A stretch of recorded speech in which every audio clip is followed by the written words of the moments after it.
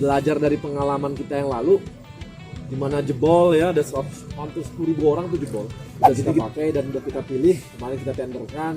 Mudah-mudahan yang akan ada di luar tuh, dan di luar tuh ada teman-teman dari keamanan, polisi dan tentara gitu, tapi di teman-teman dari dan yang memang paling support. Kita sudah meluncurkan Garuda ID, sampai hari ini sudah mencapai, kita lagi koordinasi sama GBK supaya secara teknis kita bisa pasang semua CCTV-nya itu isu utama kita keamanan, sehingga yang masuk pun sudah teridentifikasi dengan baik. Membuat ada sekitar 70 tuh ya, 70 gerbang gate ya. Nanti kita untuk face recognition-nya kita nggak pakai handphone yang memang di servernya lokal. Kita juga itu kepada supporter, tolong nanti PSSI pasang ratusan CCTV saat laga Timnas Indonesia lawan Jepang dan Arab Saudi demi jamin keamanan. Simak baik ulasan berikut mengenai kebijakan PSSI memasang CCTV ratusan. Kira-kira apa penyebabnya?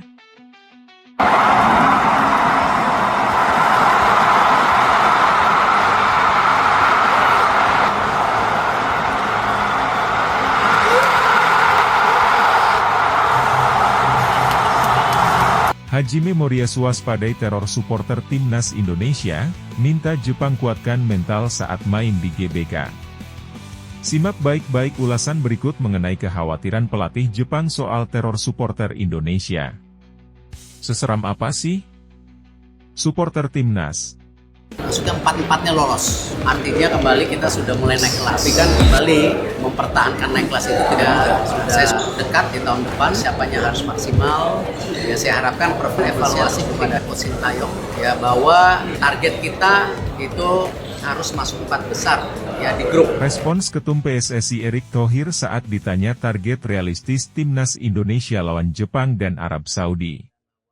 Simak baik-baik ulasan berikut mengenai apa saja sih target yang ditekankan Ketua Umum PSSI kepada skuad Timnas Indonesia di kualifikasi Piala Dunia 2026.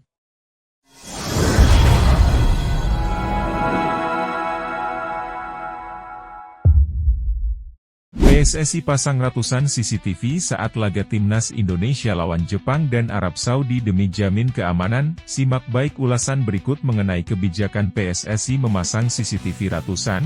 Kira-kira apa penyebabnya? Ketua Umum PSSI Erick Thohir mengatakan bahwa pihaknya melakukan persiapan semaksimal mungkin untuk menjamin keamanan di pertandingan Timnas Indonesia. Pembicaraan keamanan pertandingan Timnas Indonesia belakangan ini memang menjadi sorotan. Ini terjadi karena Federasi Bahrain sebelumnya bersurat ke AFC dan merasa keamanannya terancam setelah mendapatkan serangan dari netizen Indonesia beberapa waktu lalu. Bahkan Bahrain sempat meminta agar pertandingan melawan Timnas Indonesia di Jakarta untuk dipindahkan ke tempat netral. Situasi ini ternyata terus jadi sorotan, bahkan keamanan jelang lawan Jepang dan Arab Saudi dipertanyakan.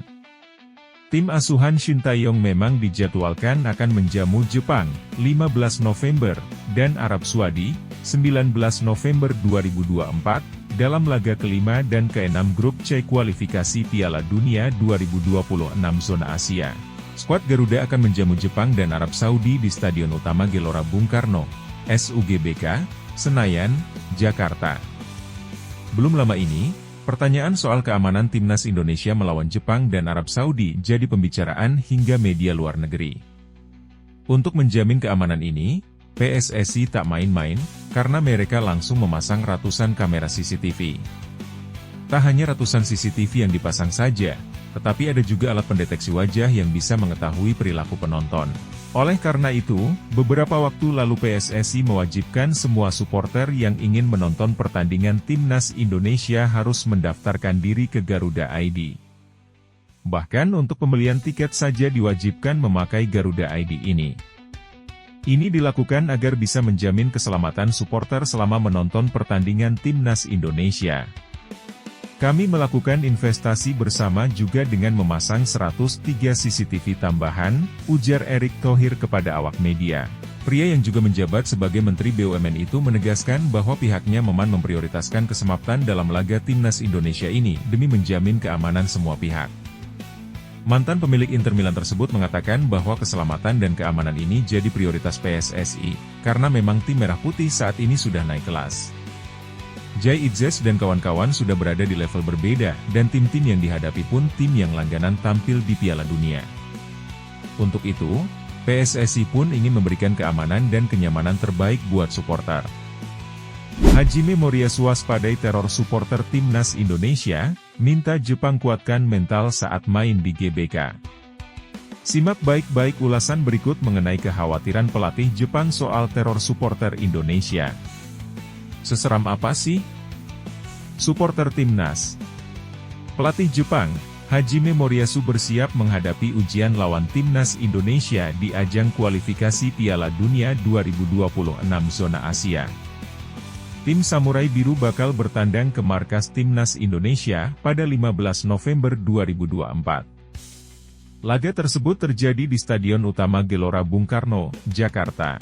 Usai dari markas Timnas Indonesia, Jepang bakal melakoni laga tandang ke markas Cina di Xiamen pada 19 November 2024. Hajime Moriyasu mengaku bahwa Jepang bakal menghadapi dua laga sulit. Khusus untuk Timnas Indonesia, Hajime Moriyasu menaruh kewaspadaan pada program naturalisasi yang tengah ditempuh oleh PSSI. Pelatih asal Shizuoka tersebut ingin Samurai Biru menampilkan performa maksimal. Kami akan bermain dalam kondisi sulit di dua laga tandang berturut-turut melawan Indonesia dan Cina. Jumlah tempat untuk berpartisipasi dalam turnamen tersebut telah meningkat, dan semakin banyak negara yang memperkuat upaya mereka untuk berpartisipasi dalam Piala Dunia, yang secara tradisional dianggap sebagai panggung impian dan di luar jangkauan, ujar Hajime Moriyasu. Hajime Moriyasu memuji kekuatan Timnas Indonesia saat ini. Juru taktik 56 tahun tersebut memuji tim asuhan Shin Tae-yong telah mengalami kemajuan pesat. Timnas Indonesia banyak dihuni oleh para pemain naturalisasi yang tampil di benua Eropa. Juru taktik asal Shizuoka tersebut juga khawatir dengan teror 70.000 supporter Timnas Indonesia di Stadion Utama Gelora Bung Karno, Jakarta. Dirinya ingin skuad Samurai Biru siapkan mental kuat untuk main di Jakarta. Indonesia akan mempunyai supporter yang antusias memberikan dukungan luar biasa, dan akan bertarung lebih agresif. Sehingga saya akan mempersiapkan mental untuk pertandingan tersebut, ujar Moriyasu. Respons Ketum PSSI Erick Thohir saat ditanya target realistis Timnas Indonesia lawan Jepang dan Arab Saudi. Simak baik-baik ulasan berikut mengenai apa saja sih target yang ditekankan Ketua Umum PSSI kepada skuad Timnas Indonesia di kualifikasi Piala Dunia 2026. Ketua Umum PSSI Erick Thohir memberikan respons saat ditanya soal target realistis Timnas Indonesia lawan Jepang dan Arab Saudi. Timnas Indonesia akan menjamu Jepang, 15 November, dan Arab Saudi, 19 November 2024, dalam laga lanjutan kualifikasi Piala Dunia 2026 zona Asia. Skuad Garuda bakal menjamu Jepang dan Arab Saudi ini di Stadion Utama Gelora Bung Karno, SUGBK, Senayan, Jakarta. Pertandingan ini menjadi laga penting buat tim Merah Putih. Pasalnya, agar mereka bisa menjaga asa lolos ke putaran keempat, setidaknya skuad Garuda harus finish di posisi 4 besar grup C. Sementara itu, saat ini Jai Itzes dan kawan-kawan tengah menempati posisi kelima klasemen grup C dengan mengemas 3 poin. Untuk itu, tim asuhan Shin Tae-yong ini ditargetkan meraih hasil maksimal dalam 6 laga sisa termasuk menjamu Jepang dan Arab Saudi ini. Pasalnya hanya tim yang menempati posisi ketiga dan keempat klasemen grup C yang berhak melaju ke putaran keempat. Sedangkan untuk posisi puncak dan runner-up grup nantinya mereka langsung melaju ke putaran final Piala Dunia 2026. Oleh karena itu, agar Timnas Indonesia bisa menjaga asa lolos ke babak selanjutnya ini, mereka harus bisa meraih poin dalam 2 laga di kandang ini, karena poin berapapun yang didapatkan skuad Garuda akan sangat penting. Erick Thohir saat ditanya terkait target realistis Timnas Indonesia dalam 2 laga ini pun menjelaskan dengan tegas. Pria yang juga menjabat sebagai mentor BUMN tersebut berharap Timnas Indonesia mendapat poin nantinya. Persiapannya harus maksimal. Ya, saya harapkan evaluasi kepada Coach Shin Tae-yong ya bahwa target kita itu harus masuk 4 besar ya di grup, tidak ada tawar menawar. Kita lihat nanti bagaimana maksimal untuk pertandingan 2, pertandingan lawan Jepang dan lawan Saudi, jauh rankingnya di atas kita. Ini kalau dapat poin itu. Tim asuhan Shin Tae-yong diharapkan bisa meraih hasil terbaik agar bisa tembus ke Piala Dunia nantinya. PSSI sediakan pemain naturalisasi baru untuk skuad timnas di kualifikasi Piala Dunia 2026. Simak baik-baik mengenai amunisi baru timnas yang dipersiapkan PSSI. Siapakah harapan kalian? PSSI tengah mempersiapkan pemain baru berposisi striker yang akan dinaturalisasi guna memperkuat timnas Indonesia. Hal ini disampaikan oleh Sekjen PSSI, Yunus Nusi, di tengah proses naturalisasi Kevin Dix yang sedang berjalan. Dengan langkah ini, Kevin Dix bukanlah pemain keturunan terakhir yang akan diintegrasikan ke dalam skuad Garuda melalui jalur naturalisasi. Kami masih dalam proses, striker kami juga sedang diproses, ungkap Yunus Nusi. Meski demikian, Yunus Nusi belum mengungkapkan nama striker yang dimaksud. Sebelumnya, 2 penyerang sempat dihubungkan dengan timnas Indonesia, yaitu Ulla Romeni dan Mauro Zijlstra. Ulla Romeni, berusia 24 tahun, saat ini bermain di klub Eredivisie FC Utrecht, sementara Mauro Zijlstra berkompetisi di kasta kedua Liga Belanda bersama Volendam. Kami belum bisa mengumumkan namanya, karena memang ada beberapa kendala dalam menemukan striker yang sesuai kriteria naturalisasi atau berdarah Indonesia untuk memperkuat timnas, tambahnya. Yunus juga menjelaskan bahwa Ketua Umum PSSI, Erick Thohir, telah menerima sejumlah rekomendasi nama yang dipertimbangkan. Erick akan kembali memimpin proses seleksi pemain yang akan dinaturalisasi untuk timnas Indonesia. Saat ini ada beberapa rekomendasi, dan Ketua Umum yang akan melanjutkan prosesnya, ujar Yunus Nusi. Coach Justin tegas sebut permintaan PSSI tak masuk akal, minta timnas Indonesia ingat hal penting ini dari skuad Samurai Biru, pemain Jepang itu. Simak baik-baik ulasan berikut mengenai permintaan PSSI ke Shin Tae-yong yang dinilai di luar nalar. Coach Justin prediksi peluang menang timnas Indonesia lawan 2 tim terkuat Asia yakni Jepang dan Arab Saudi. Seperti yang diketahui, skuad Garuda akan menantang Jepang, 15-11, dan Arab Saudi, 19-11, di Stadion Utama Gelora Bung Karno, Jakarta pada lanjutan putaran ketiga kualifikasi Piala Dunia 2026 Zona Asia. Coach Justin dalam YouTube Sindonews memberikan analisis realistis mengenai tantangan yang dihadapi skuad Garuda, khususnya saat melawan Jepang. Coach Justin awalnya membahas alasan absennya Asnawi Mangkualam dari daftar panggilan skuad Garuda. Menurutnya, sektor sayap kanan tim sudah memiliki kedalaman pemain yang memadai. Yang jelas di sayap kanan itu sudah ada beberapa pemain yang bisa diandalkan, yaitu Shine, Patinama, Rizky Ridho bahkan bisa, juga, Eliano, Rogers dan Yakob Yance itu semua berada di kanan, kata Coach Justin. Ia mengakui bahwa stok pemain tidak menjadi masalah. Mengenai absennya Asnawi Mangkualam, sang pengamat menyebutkan bahwa ini lebih karena keputusan teknis dari pelatih Shin Tae-yong.